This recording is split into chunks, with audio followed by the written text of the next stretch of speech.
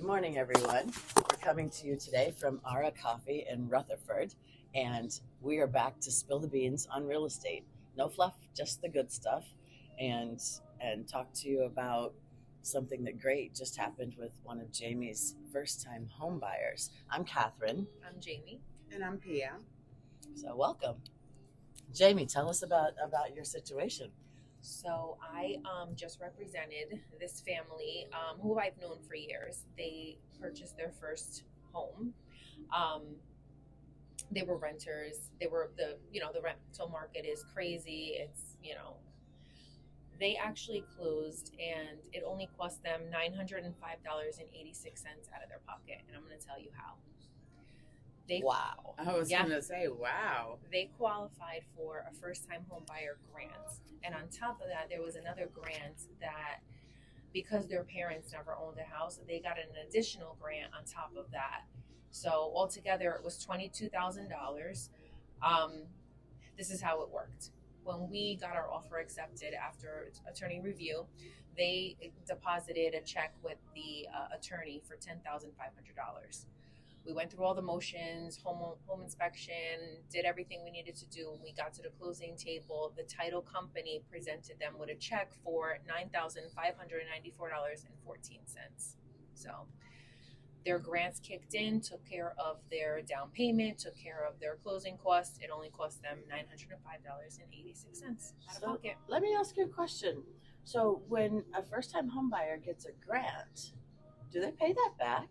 So the catch is they have to own the house for 5 years. After 5 years, they can do whatever they want with it. If they sell the house before 5 years, yes, they do have to pay it back. But if they keep it for 5 years, one, they don't have to pay back the money that they got, and they got 5 years worth of equity in that home. Yep, and it's all theirs. But how did they figure out that they could get a grant? Where do you go? Talk to your local mortgage lender. I sent them 3 lenders. They decided not to go with one of the lenders that I sent them. They decided to go to the New Jersey State website and pick a lender from there. We ran into some issues with that because I found out after the fact that lenders can actually pay a fee and get their names put on the list on the site. So when it came time for closing, this lender was submitting our paperwork late. We ran into so many problems. It was very stressful. It was calling him at least 3 times a day, sending emails, getting the attorneys involved. We got issued a time of the essence. But long story short, we got to the closing table. We made it happen. We came out strong, and I'm so happy for them.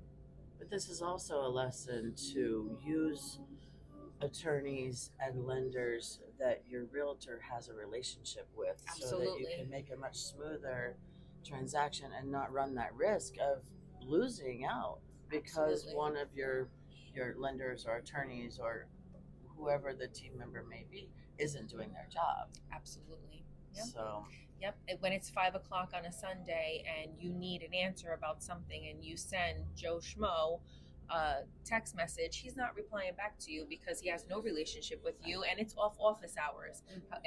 If you're working with a lender that your real estate agent has a relationship with, they're going to text you back, they're going to call me back. There's going to be no gray area. Right.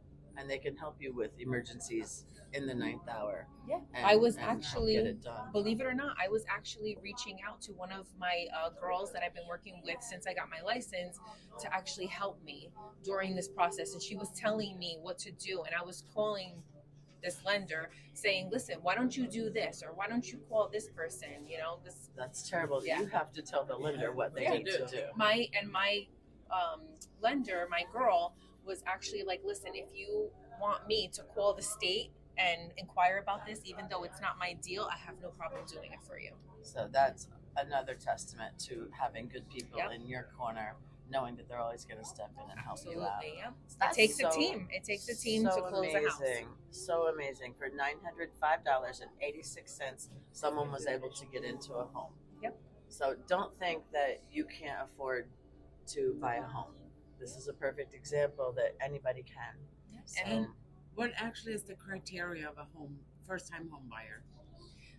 So what do you mean, like to get a mortgage? No, to get grants. Oh, just a first-time home buyer. Oh, and get this too.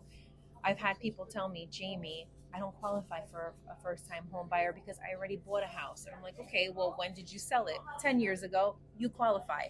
3 years. Really? 3 years resets you, and now you are a first-time home buyer again. Wow.